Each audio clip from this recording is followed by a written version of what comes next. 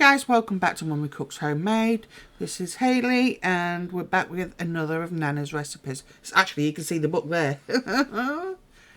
So it's Nanna's date and walnut loaf. It is not a cake, don't have that consistency at all.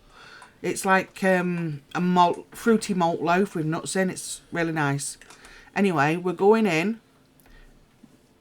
I put the wrong amount in, look, 'cause I looked at the top. But I do actually add them. So it should be 160 grams of chopped dates. I've put 50 in because I'm a plonker and looked at the walnuts. But I do change it.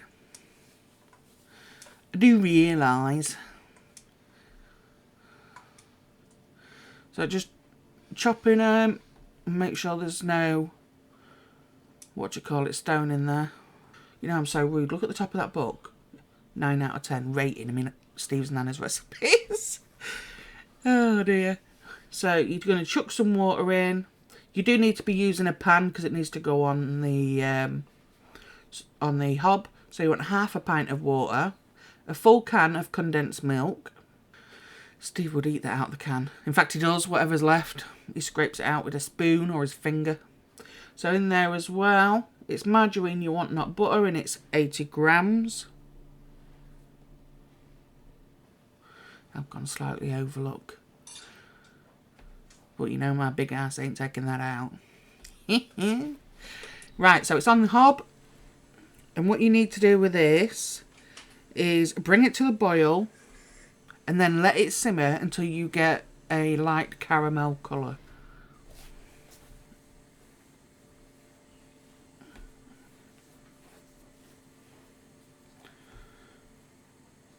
Just remember, there is sugar in there, so, yeah. Right, we're back. Over on this side. So, we need 50 grams of chopped walnuts. Not small pieces, I think these are halves.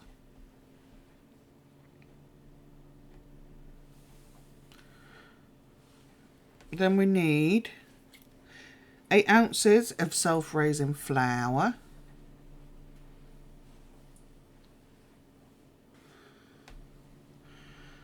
You need 1 teaspoon of mixed spice.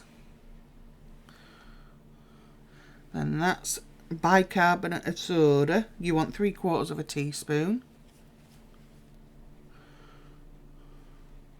Caster sugar, 50 grams.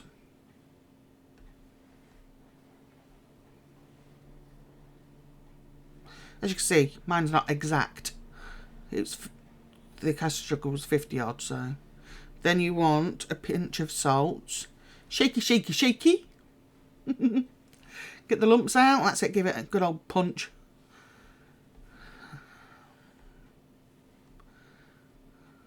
See? I'm showing you my caramel colour. There you go, look. What you want to do with this is set aside your powder mixture, your dry ingredients. That needs to cool down for at least 15 minutes. It's too hot. So I'm just showing you, I'm setting it aside. And there's my pan.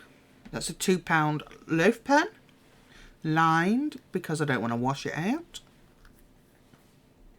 You can buy them liners in Home Bargains. You can buy them online at eBay or Amazon. So I've obviously been away. Now I'm coming back to start adding it in.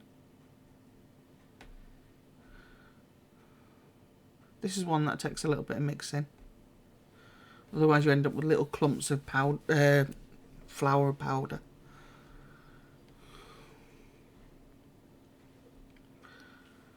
Look at that skill, look. Look at her go. Remember, it's got bicarb in, so as well, it sort of starts to bubble. That won't make sense until you see it in a minute. Just keep going until you've added all the dry into the wet. Remember, your oven should be preheated. Always preheat before you start baking. And you'll cook this on gas 4. It does say 3 in my book, but I've always found gas 4 to be a bit better. In the centre of the oven, I'm checking, look, to make sure there's no white clumps.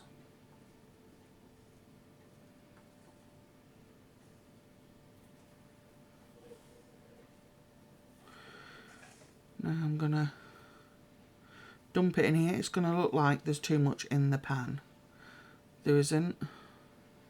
It does rise, but remember, this is not a cake. It doesn't have the texture of cake. You'll see at the end.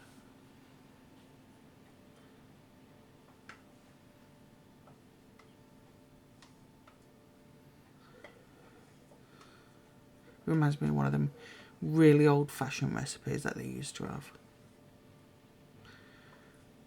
In the olden days.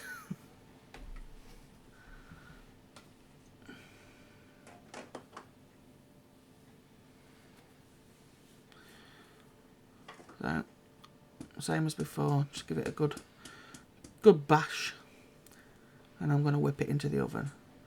Yes, Hayley, we can see it. Put it in the oven. Right, guys, I'm a plank. And I've just realised I forgot to tell you how long to cook it for. So, bang it in the oven, gas mark for 1 hour. Or until a skewer comes out clean. And then, like I say, leave it to cool. 10 minutes, take it out. Leave it to cool halfway, wrap it in foil, and Bob's your uncle. It is, look. And you can see it's squidgy. So, what I will do is take it out of the tin after a few minutes, leave it on the counter.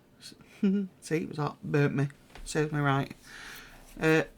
Leave it on the counter until it's halfway cooled, and then I wrap it in foil. And that makes the top soft, because it gets a little... I'm pointing at the screen again, not that you can see me, but even though it looks really soft there, as it starts to cool, you get a crust on the top, and that's not what you want. So halfway, I would wrap it in. See, he already wants it. Look, I would wrap it in foil and allow it to cool down. So there you go. Look, that's the sort of thing you're looking for, with all the nuts in it and the dates. Yum yum. There we go, we like to slap some butter on it in this house. Now, I'm being conservative with the butter, because number one, you guys are watching, number two, this is Steve's piece. But me, there you go, look, squidgy. But it's not like that saurine malt loaf where if you squidge it, it stays that way. So back to the butter, yeah, I like to dip mine in butter. Or cut a slab off. But yeah. And that's Nanna's date and walnut loaf. So, thanks guys for watching. Don't forget to like, comment and subscribe. And I'll speak to you down in the comments. Bye.